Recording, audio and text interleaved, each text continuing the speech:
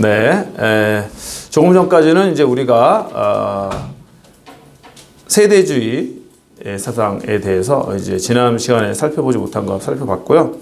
자, 이제 바로 오늘부터 이제 우리가 해야 될 그 수업은 뭐냐면은 중간고사 이후에는 그 중생, 성결, 신유재림 사중복음의 각각의 주제들이 있잖아요. 중생이라는 주제가 있고 성결이라는 주제가 있고 신유, 재림 주제가 있는데 이 각각의 주제들 신학적 의미에 대해서 우리가 살펴보도록 하겠습니다. 그리고 중생이라는 거는 어떻게 보면은 이제 우리가 그 신학적으로 정립을 해야 되지만은 이건 체험하는 거거든요.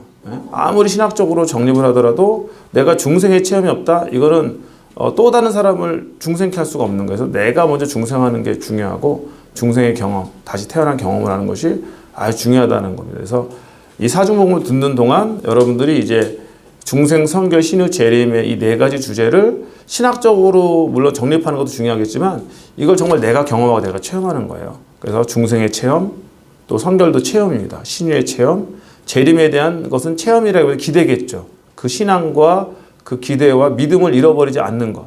이것이 정말로 우리에게 필요하다는 겁니다. 그래서 이 사중복음으로 무장된 어떻게 보면 우리가 믿음의 사역자들로서 이제 사명의 현장 또 사역의 현장 가운데 나가면 놀라운 일들이 벌어질 거라는 거예요. 생각해 보세요. 이 자유주의자들은 중생에 대해서 별로 중요하게 생각하지 않아요. 그러나 우리들은 반드시 우리는 하나님의 자녀로 다시 한번 태어나고 중생이 된다는 이 메시지를 가지고 사역 현장 가운데 나가면 아직도 거듭나지 못하고 정말 이 세상의 흐름에 따라 살고 있는 사람들을 다시 하나님의 자녀로 불러내서 그들을 변화시키고 하나님의 자녀 만드는 그 사역자들이 될 수가 있고 또 구원을 받았지만 중생의 체험은 있지만 여전히 죄 가운데 살고 있는 또 많은 사람들에게 도전해서 하나님의 거룩한 사람으로서 우리 세울 수가 있고 또 신유도 마찬가지입니다. 우리 사역자들은 지금도 주님께서는 일하신다. 예수 그리스도는 어제나 오늘이나 영원토록 동일하시다라는 그 믿음을 가지고 아픈 사람들을 위해서 기도하고 또 영육간에 또 몸과 마음에 병든 사람들을 기도하면서 그들을 치유하며 나아가는 사역자가 되어야 됩니다. 그리고 이 마지막 때 특별히 우리가 코로나 이런 사태를 보면서도 정말로 말세가 다가왔다. 주님 오실 날이 얼마 남지 않았다. 이런 재림신앙으로 회복을 해야 되거든요. 그래서 이 재림에 대한 기대와 소망이 있을 때 내가 현재라는 삶을 함부로 살지 않는 거예요. 내가 주님이 다시 오실 때 내가 거룩한 신부로서 주님을 맞이해야 된다고 한다면은 성결한 삶에 대한 동기부여가 여기서 오는 거거든요. 그리고 전도에 대한 동기부여도 오고 주님이 다시 오시면 한 영혼에도 구원해야 될 거 아닙니까? 그렇기 때문에 이 중생, 성결, 신유, 재림은 단순히 교리, 신학을 넘어서서 내가 그리스도인으로서 내 삶 가운데 내가 날마다 체험하고 경험하고 삶으로 살아나가야 될 부분이다 하는 것을 먼저 전제하고 제가 강의를 시작하도록 하겠습니다. 먼저 이제 정상훈 교수님 책 그 47페이지 이후에 이제 보면 중생의 정의라는 것이 나오는데 히라보로는 아나겟나오. 아나가 이제 다시라는 뜻이고요. 겟나오가 거듭나다 그런 뜻입니다. 그래서 위로부터 다시 태어나는 것. 이것을 바로 아나겟나오. 그래서 중생이라고 부르는 것인데 철저하게 삶이 변화되는 것입니다. 새로운 생활과 하나님의 뜻에 내가 순복하겠습니다. 그런 믿음으로 나아가게 되는 것이죠. 그 다음에 중생은 사람의 힘으로 되는 것이 아닙니다. 사람의 힘으로 되는 것이 아니라 성령의 능력으로 되는 것이에요. 그래서 우리가 이제 이거를 그 구원론에 있어서는 하나님의 은총의 교리라고 부르는 겁니다. 그래서 보통 이제 칼빈주의에서 웨슬리안을 공격할 때 웨슬리안들은 인본주의다 그러는데 철저히 그렇지가 않고요. 모든 것을 철저히 하나님의 은혜에 의존하는 거예요. 그래서 우리가 중생되는 것도 성령의 은혜고 나중에 이제 성결론 할 텐데 성결론에서 성결한 삶을 살아갈 수 있는 것도 인간의 능력이 아닌 거예요. 하나님의 능력으로 되는 겁니다. 그래서 우리 웨슬리안이 이거를 오히려 더 이제 성결교에서는 성결은 성령 세례다.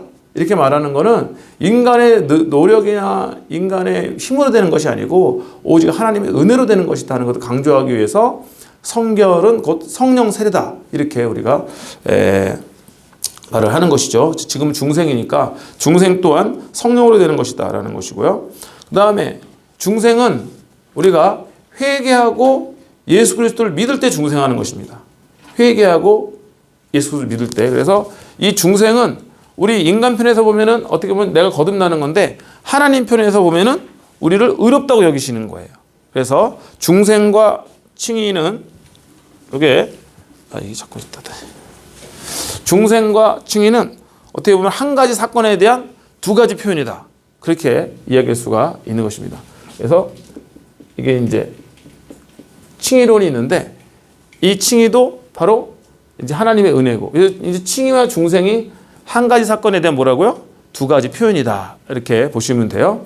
그런데 이 칭의를 얻기 위해서 우리가 믿음으로 말미암아 의롭다 하시면 얻는다고 하잖아요. 그래서 어떻게 보면 칭의와 중생은 어떤 신학자들은 이거를 굳이 구별하지 않고 상호 교환 가능한 단어로 사용을 하는 거예요. 그래서 칭의라고 말했을 때 중생을 포함하는 것이고 우리가 또 중생이라고 말했을 때는 칭의교리를 포함하는 거예요. 그래서 칭의의 개념 안에 중생의 개념이 들어가 있고 중생의 개념 안에 칭의가 들어가 있는 거야. 동전의 양면 같은 거예요. 동전의 오른쪽 면을 말한다고 그래가지고 왼쪽 면이 없는 게 아니잖아요. 동전의 왼쪽 면을 말한다고 해서 오른쪽 면이 없는 것이 아닌 것처럼 칭의와 중생은 마치 한 가지 사건에 대한 두 가지 표현 같은 거다라고 생각하시면 됩니다. 그러니까 이 칭의 혹은 중생의 사건이 일어나기 위해서 우리에게 그 전에 무슨 사건이 있어야겠냐는 거예요. 제일 중요한 거는 회개가 있어야 돼요. 회개. repentance. 회개가 있어야 됩니다. 회개가 있어야 돼요. 그래서 예수님도 회개하고 복음을 믿으라. Repent and believe the gospel. The kingdom of God is near. 그래서 회개하고 복음을 믿어라. 하나님의 나라 가까이 왔다. 이게 이제 세례 요한의 메시지이기도 하고 뭐예요? 예수님의 메시지이기도 하단 말이에요. 그래서 회개하고 그 다음에 어떻게 하는 거예요? faith, 믿음을 갖는 거예요. 믿음. 자, 그래서 이 순서가 되게 중요한 겁니다. 사실 이 순서가 칼빈주의 예정론과 그 웨슬리의 구원론을 가장 대표적으로 구분짓는 그러한 어떤 시금석이기도 한 거예요. 그래서 칼빈주의에서는 하나님이 예정한 사람한테 믿음을 줘요. 믿음을 주고 그 다음에 회개하는 거예요. 그래서 이제 이 사람들은 아니 어떻게 믿음이 없는데 어떻게 회개를 하느냐. 회개한다는 건 이미 믿음이 있다는 뜻이다. 이렇게 이제 주장을 하겠죠.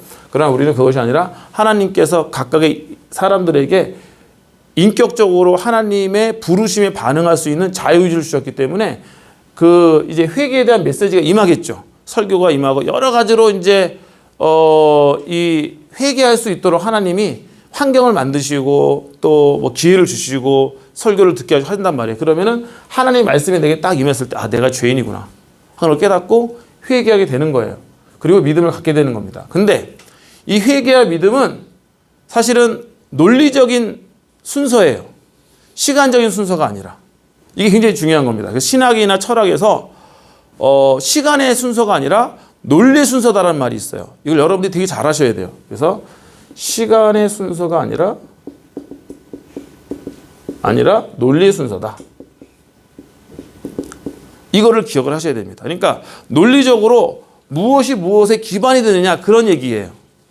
자, 제가 예를 들어 드릴게요. 자, 두 가지 책을 이렇게 두 권을 책을 놨죠. 지금 동시적으로 놓여져 있잖아요. 제 손 위에. 제 손은 빼고 얘기하겠습니다. 이 책, 두 책이 있는데, 자, 이게 시간적으로는 동시적이죠. 동시적으로 놓여 있지만은 논리적으로는 어때요? 논리적으로는 아래 책이 위에 책에 기반이 되고 있죠. 위에 책은 지금 아래 책을 기반으로 해서 얘가 놓여져 있잖아요. 이게 바로 논리의 순서라는 거예요. 그래서 이걸 여러분이 처음 접하면 좀 헷갈려요. 무슨 말인지. 우리 평소 생각 안 해봤기 때문에. 그래서 항상 우리는 무슨 순서 그러면 시간의 순서만 생각하지 논리의 순서 잘 생각을 안 해봤어. 그래서 이게 헷갈리는데 이 회개와 믿음, 칭의와 중생 다 마찬가지입니다. 그래서 신학에서는 이 시간의 순서가 아니라 논리 순서라는 게 굉장히 중요해요. 여러분들 삼위일체 교리를 이해할 때도 이 개념이 필요한 거예요.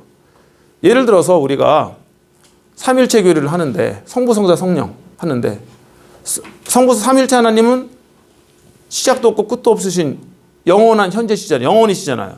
근데 우리가 보통 봤을 때 성부는 성자로부터의 영원한 출생, 성자는 성부로부터 영원한 출생이라는 말이 있단 말이에요. 그러니까 성자가 성부께 아버지라고 부르는 거잖아요. 그러면은 이렇게 되는 겁니다. 그러면은 예수님이 어떠한 출생했다는 거는 어떤 시점이 있는 거 아니냐. 그러면은 예수님이 영원하신 게 아닌 게 되잖아요. 성자께서. 그러면은 그래서 이제 고대 교부들이 고민을 하다가 그거를 표현한 게 성자의 성부로부터의 영원한 출생이라고 한 거예요. 근데 사실 영원한 출생이라는 말 자체가 말이 안 되는 말이에요. 출생했다는 거는 시점이 있다는 거잖아요. 근데 영원하다는 건 또 뭐야? 시점이 없는 거잖아. 그래서 영원한 출생이라는 말 어떻게 보면 말장난 같은 거야. 말이 안 되는 말을 한 거야. 근데 그렇게밖에 표현할 수 없었어요. 왜냐하면 그들은 논리 순서를 이해하고 있기 때문에 시간적으로 봤을 때는 성부, 성자, 성령은 영원토록 함께 존재하신 분들이에요. 그러나 논리적으로 봤을 때 성자와 성령은 성부의 의지에 계신 거예요.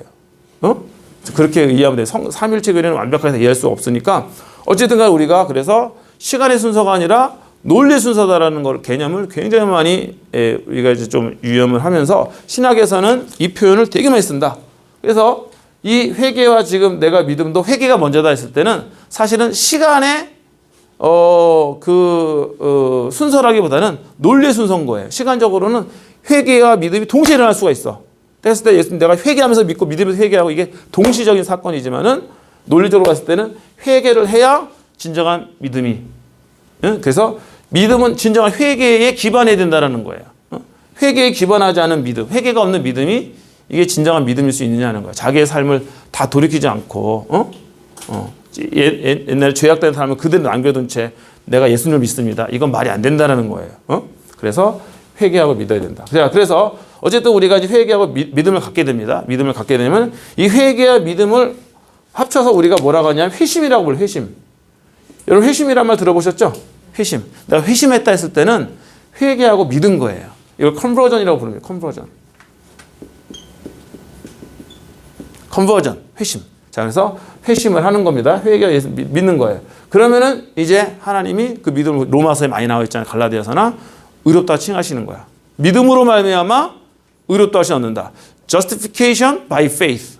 자, 그래서 우리가 이제 이 믿음으로 말미암아서 하나님 앞에 의롭다 하심 얻는 거예요. 자, 그래서 의롭다 하심 얻는 이 칭의라는 건 뭐냐면 칭의는 법정적인 선언이에요. 법정적 선언이다.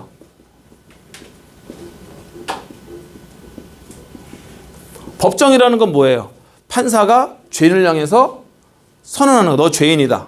너는 더 이상 죄인이 아니다. 이 판결을 내리는 건데 이 칭이라는 이 언어 자체가 원래 저스티피케이션의 언어 자체가 법정적인 용어였단 말이에요. 이거를 이제 차용을 한 거죠. 그래서 칭이라는 것은 하나님이 죄인인 인간을 향해서 원래는 죄인이었으나 예수 그리스도를 믿고 그래서 믿음이라는 거는 이제 예수 그리스도에 대한 믿음입니다. 그냥 단순히 하나님이 살아계시다 이 믿음이 아니라 예수 그리스도 십자가에 대한 믿음인 거예요. 그래서 예수 그리스도 십자가 내 죄를 용서하셨다는 것을 예수님이 나의 구원자라는 것을 이제 영접하는 믿음인 거죠. 이 믿음이 있을 때 하나님은 우리를 더 이상 죄인이 아니라 의인으로 선언하신다는 거예요. 그래서 이거를 법정적 선언이고 이거는 객관적 변화예요.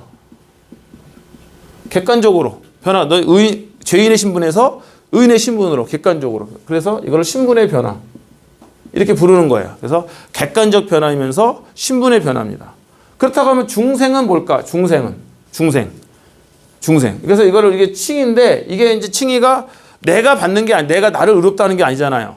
하나님이 나의 믿음을 보시고 나를 의롭다고 하셨기 때문에 이것을 우리가 은혜라고 부르는 거예요. 그래서 신학적인 용어로는 justification 이렇게 딱 조직신학적 용어로 표현할 수 있겠지만은 이걸 은총론으로 보면은 뭐냐면은 칭의의 은혜가 되는 거야.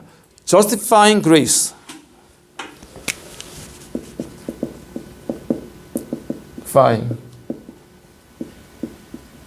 하나님의 은혜라고요. 그래서 은혜로 말미암아 내가 의롭다 하심 얻었기 때문에 내가 잘나서 내가 이렇게 되는 게 아닙니다. 내가 공로가 있어서 의롭게 되는 것이 아니라 나는 그저 믿은 것밖에는 없는 거예요. 이거는 행위가 아니에요. 믿음이라는 거는 고백하는 것이니까. 자, 그래서 법정적이고 그 다음에 이제 칭의와 함께 우리 살펴볼 게 중생이잖아요. 그래서 우리가 지금 중생론 하는 건데 중생론은 반드시 칭의론을 이해를 해야 중생론도 이해가 되는 거예요. 자, 그래서 예를 들면 이런 거예요.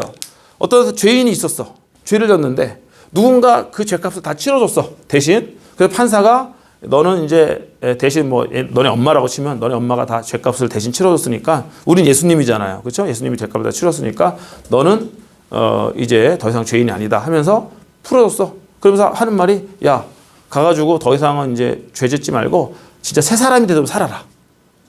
그럼 법정 가보셨어요? 목회하다 보면 가볼 일이 있는데 진짜 판사 그렇게 말을 해요. 진짜로 죄인들한테 좀 착하게 살아 그런 말을 합니다. 다시 그렇게 하지 말고 새 사람 되라고. 자, 그러면은 이제 이 사람이 가가지고 일단 판사한테 객관적으로 무죄 선언을 받고 이제 풀려났잖아요. 그러면 그 다음엔 이 사람 몫인 거야. 내가 진짜 새 사람이 돼야지. 내면적인 변화가 일어나야 되는 거야. 신분은 이제 죄인의 신분에서 판사가 무죄 판결을 내렸기 때문에 더 이상 죄인이 아니지만 죄인이 감옥이나 뭐 죄책은 없는 거예요. 이거 칭의는 그래서 죄책으로부터 여기 써놨죠. guilt of sin. 죄책, 죄에 대한 책임이야. 더 이상 죄에 대한 책임을 지지 않아도 된다는 선언이 바로 칭의의 선언이에요. 그래서 내가 이제 더 이상 죄에 대한 책임을 이제 받지 않아도 감옥에 안 가도 되니까 쉽게 말하면 나와서 이제 어떻게 살아야 돼요? 진짜 바르게 살아야 될 거 아니야. 내가 잘한 게 있어서 내가 칭의받은 게 아니라, 주님이 나를 위해 대신 고난 받으심으로 인해서 내가 칭의받았다 한다면은 내가 칭의받은 사람답게 살아가야 되는 세상에서 진짜 변화가 돼야 되는 거야. 그게 바로 중생이에요. 뉴본. 새롭게 태어나는 거야. 그래서 이거를 내면적 변화다. 그렇게 말하는 거예요. 내면으로부터 변화가 돼야 되고 이게 실제적 변화예요. 실제적으로 진짜 변화가 돼야 돼. 이 두 가지가 다 필요합니다. 아무리 내가 나 혼자서 나 변화됐어 막 그래봐야 재판장이신 하나님께서 무죄 선언을 하지 않으시면 우리는 여전히 우리의 하나님의 진노에 가운데 있을 수밖에 없는 존재들이라는 거예요. 그러나 하나님이 칭의 선언하시고 무죄 선언하셨기 때문에 우리는 그야말로 이제 오 자유 나는 자유 얻었네 하면서 정말 죄와 사망의 법에서 그리스도의 성령의 법이 나를 해방시키셔서 나는 이제 참된 자유한 그리스도인으로서 이 세상을 살아가게 되는 건데 그렇죠. 그래서 이게 칭의가 되게 중요한 거예요. 그 다음에 우리가 실제적으로 이제 진짜 변화가 되는 게 중요하다. 자, 그러면은 아까 제가 여기서 시간의 순서가 아니라 논리의 순서라고 그랬는데 칭의와 중생 중에서 뭐가 앞설까요? 뭐가 논리의 순서에 있어서 우선할까? 칭의가 우선하는 칭의가. 하나님의 선언이 먼저 필요하다는 거예요. 내가 아무리 나 혼자서 거듭났다고 소용없는 거야. 그래서 하나님이 우리를 향해서 칭의 선언을 하시고. 근데 시간적으로는 뭐라고요? 동시적인 거예요. 칭의에서 똑같이 일어나요. 우리 믿을 때에 우리가 중생하고 믿을 때에 의롭다 하심을 얻는 거예요. 그러나 이걸 굳이 이제 논리의 순서로 따지면은 뭐라고요? 칭의가 중생의 기반이 된다는 겁니다. 그래서 하나님의 무죄 선언 위에 우리가 이제 새로운 삶을 살아갈 수 있는 그 동력을 우리가 얻는 거야. 주님이 날 용서하셨는데, 이렇게 나 같은 죄인을 용서하셨는데, 내가 정말 새 사람이 돼서 살아야지. 정말 변화된 삶을 살아야지. 이렇게 된다라는 것이죠. 그래서 이제 우리가 믿을 때에 의롭다 하심을 얻는다. 이거 이신칭의 교리는 프로테스탄트 교리의 가장 핵심이에요. 마틴 루터가 종교개혁하면서 가장 핵심적인 교리가 뭐예요? 이신칭의 교리잖아요. 오직 믿음으로. 그게 바로 이신칭의 교리인 겁니다. 오직 믿음으로 우리가 의롭다 하심을 얻는 거다. 카톨릭은 많은 뭘 해야지 하나님 앞에 의롭다 하심을 얻는다고 하지만은 그 종교개혁자들 깨달은 건 뭐예요? 우리가 인간의 행위가 아니라 오직 믿음으로, 오직 하나님의 은혜로 우리가 의롭다 하심을 얻는 거다. 이거기 때문에 이거는 아주 우리 성결교회가 종교개혁적인 전통 가운데 굳건히 서 있다 하는 것을 이제 말을 해주는 겁니다. 자, 그래서 여기서 제가 써놓은 건데, 그러면 이제 사실 이 칭의 중생 성결은 다 죄와 관련이 있는 거예요. 죄. 만약 인간이 죄인이 아니라고 한다면은 거듭날 필요가 뭐가 있어요? 죄인이 아니라고 한다면은 무죄 선언을 받을 필요가 뭐가 있어요? 죄인이 아니라고 한다면은 성결한 삶을 살아가야 될 필요가 뭐가 있어요? 그렇죠? 그래서 우리의 인간에게 중생이 필요하고 또 칭의가 필요하고 성결이 필요하다는 것은 인간이 죄인이라는 뜻입니다. 그래서 웨슬리도 그렇고 또 우리 프로테스탄트 정통적인 교리는 원죄 교리가 있어요. 원죄 교리. 오리지널 신. 원죄 교리. 그러나 그 현대의 많은 이실론자들이라든가 원죄 교리 믿지 않지. 인간에 무슨 원죄가 있느냐. 안 믿어요. 그래서 어떻게 보면 원죄 교리를 믿느냐 안 믿느냐에 따라서 이게 복음적인 그리스도인이냐 아니면 그렇지 않느냐가 사실 결정될 수가 있는 거예요. 그래서 웨슬리 같은 경우도 정말로 진짜 오리지널 기독교, 진정한 기독교와 이교도의 차이는 바로 원죄 교리를 믿느냐 안 믿느냐의 차이 있다고 그랬어요. 그래서 웨슬리 시대에는 굉장히 이실론자들이 많았거든. 그래가지고 원죄 교리를 믿지 않는 사람들이 많았단 말이에요. 인간이 무슨 죄인이에요. 그러면은 원죄 교리가 없으면 어떻게 돼요? 중생 교리, 칭의 교리, 성결 교리 다 필요 없는 거예요. 인간은 뭐 도덕적 교육으로만 통해서만 좋아할 수 있는 사람들이 한다면은, 그러나 우리가 원죄 교리를 믿는다는 건 인간은 도덕적 교육을 통해서 아까 말했지만은 세대주의 할 때처럼 그 도덕적 교육을 통해서는 절대 선해질 수 없는 존재다. 하나님의 은혜가 개입이 돼야 되는 거예요. 하나님의 은혜가 있어야 되는 거다. 자, 그래서 어쨌든 그것이 이제 원죄 교리인데, 원죄 교리. 그래서 이 죄와 관련해서 중생, 칭의와 중생과 성결이 약간의 다른 구도를 갖게 되는 겁니다. 자, 그래서 자, 우리가 이제 의롭다 하심을 얻었어요. 자, 일단은 죄를 먼저 할까요? 죄는 우리가 보통 원죄와 무슨 죄라고? 자범죄라고 그러죠. 액추얼 신, 자범죄. 자범죄 영어로 액추얼 신은 실제적 죄다 이거예요. 그리고 원죄는 이게 죄성에 가까운 거야. 죄성, sinful nature. 죄의 경향성이라고 불러요. 인간이 자꾸 죄를 지으려고 하는 그런 본성이 우리 안에 있다는 거야. 그래서 죄의 본성. 원죄는 죄의 본성이에요. 죄의 본성. 근데 죄라는 건 뭐가 있는 거예요? 죄책이 있잖아. 죄에 대한 책임을 져야 된단 말이야. 그래서 원죄는 죄성이 있고 죄책이 있습니다. 죄책. 네가 죄에 대한 책임을 져야 된다는 거야. 그 자범죄는 뭐 내가 실제로 지은 죄니까 당연히 이것도 죄책이 있죠. 그래서 여러분들이 죄에 관해서 생각할 때 세 가지로 생각을 해야 돼요. 원죄가 있습니다. 원죄. 원죄는 인간의 죄성을 의미하는, 죄의 본성을 의미하는 거다. 근데 아무리 죄의 본성을 의미하는 거라도 죄이기 때문에 죄는 항상 그 결과가 있는 거잖아요. 죄에 대한 책임을 져야 되잖아. 그래서 원죄에 대한 죄책이 있는 거예요. 그리고 자범죄에 대한 죄책도 따로 있는 거야. 그래서 죄책을 의미할 때 그냥 통째로 죄에 대한 책임 이렇게 뭐 말할 수도 있겠지만, 조금 더 우리가 신학적으로 구분을 하면은 원죄에 대한 죄책이 있고 자범죄에 대한 죄책이 있습니다. 그리고 죄의 본성이 있는 거예요. 자, 그래서 이거를 해결하는 것이 바로 기독교 구원론이야. 칭의론, 중생론, 성화론이란 말이에요. 이게 이제 우리 웨슬리안 교리에 어떻게 보면 굉장히 중요한 교리예요. 그래서 그럼 칭의를 받는다. 우리가 의롭다 하심을 얻는다 할 때는 어떻게 되는 거예요? 의롭다 하심을 얻는다. 응? 죄의 책임으로부터 상을 받는 거예요. 죄에 대한 책임으로부터.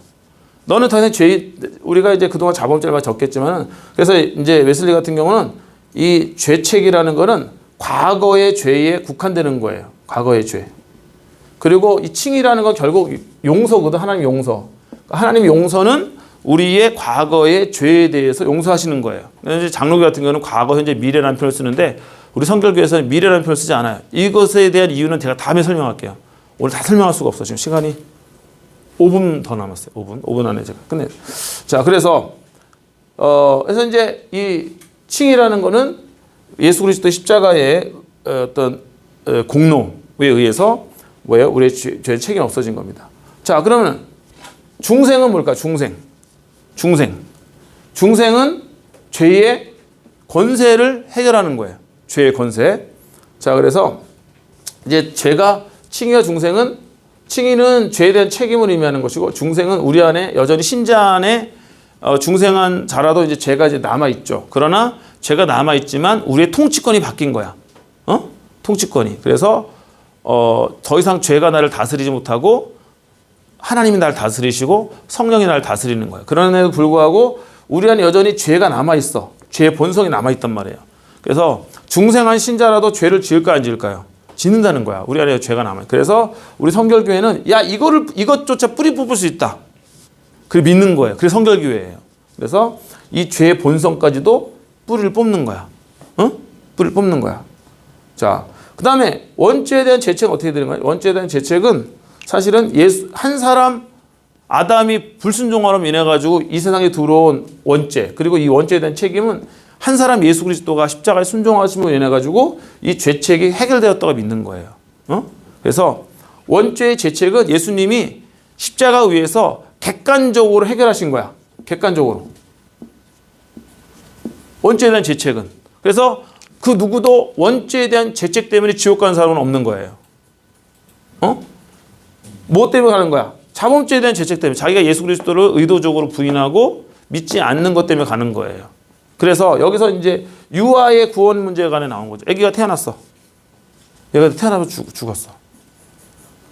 그럴 수 있잖아요. 옛날에는 많이 그랬거든. 웨슬리 같은 경우도 웨슬리 엄마가 19명을 낳는데 9명이 어렸을 때 죽었어. 그래서 어린이들 살아난 사람 10명밖에 없단 말이야. 어? 그래서 이제 유아의 구원에 관한 문제. 이제 막 태어났을 때, 그러면 이제 장로교 같으면은 예정론이니까 하나님이 예정한 사람은 예정한 애는 구원받을 것이고 예정하지 않은 애는 구원받지 못. 이렇게 할 수 있겠지만 그건 너무 불공평하잖아. 얘가 무슨 죄가 있다고 태어나면 죽은 애가 지옥을 갑니까? 어? 그래서 그 웨인 구르뎀이라는 그 유명한 칼빈주의 신학자도 어린아기의 구원의 문제에 관해서는 자기가 그렇게 말할 수 없다. 아무리 자기가 예정론자고 칼빈주의자지만 그렇게 말할 수 없다. 어? 근데 웨슬리 같은 경우는 우리 웨슬리아는 어떻게 되냐면 사람이 원죄의 죄책으로는 원죄의 죄책은 예수님께서 이미 해결하셨기 때문에 원죄의 죄책 때문에 지옥 가는 사람은 없는 거예요. 칼빈주의에 의하면은 원죄의 죄책이 해결되지 않았기 때문에 다 지옥을 갈 수밖에 없는 거거든. 본질상 뭐 진노의 자녀이기 때문에. 그러나 우리는 어떻게 돼요? 원죄의 죄책은 예수님께서 십자가에서 객관적으로 다 해결해 주신 거예요. 그래서 이제 인간에 남아 있는 건 뭐냐면은 원죄의 본성이 남아 있는 거야. 그래서 이 원죄의 본성을 뿌리 뽑자는 게 성결론이고, 성결론이고, 그 다음에 이제 이 자범죄의 이 죄책으로부터 우리가 용서를 받고 구원을 받는 게 바로 칭의라는 거예요. 그래서 이제 칭의와 중생은 바로 이 죄와 관련해서 아주 밀접한 연관이 있는 것이다. 그래서 성결교회는 계속해서 감리교회도 마찬가지야. 웨슬리 목사님이 세운 감리교회니까 감리교회, 성결교회 우리 웨슬리안들은 이 죄의 문제.